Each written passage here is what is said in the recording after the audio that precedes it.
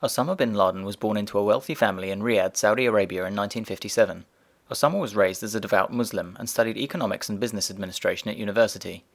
After leaving college in 1979, he joined the Soviet war in Afghanistan. In 1984, he formed an organization called Maktab al-Khidmat, which procured funds from the Arab world to Afghanistan in order to fight the Soviets.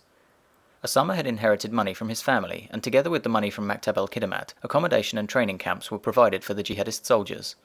Osama wanted a more military role in Afghanistan, so he broke away from Maktab al-Khidmat and formed Al-Qaeda in around 1988. Osama returned to Saudi Arabia in 1990. After Iraq invaded Kuwait in 1990, bin Laden met with the Saudi king and appealed to him to use his mujahideen fighters in Saudi Arabia instead of relying on non-Muslim military assistance from the United States. He was denied by the king, and bin Laden began to openly criticize the Saudi monarchy. Bin Laden was banished to Sudan in 1992 for his continued criticism of the Saudi government. In Sudan, bin Laden was disowned by his family, and he became associated with Egyptian Islamic Jihad, the EIJ, which made up the core membership of Al-Qaeda.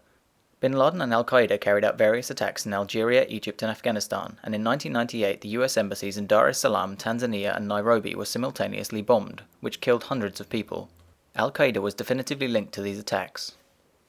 On September 11, 2001, 4 commercial airliners were hijacked. 2 were flown into the World Trade Center in New York City, 1 was flown into the Pentagon building in Washington, D.C., and the 4th crashed in a field near Shanksville, Pennsylvania.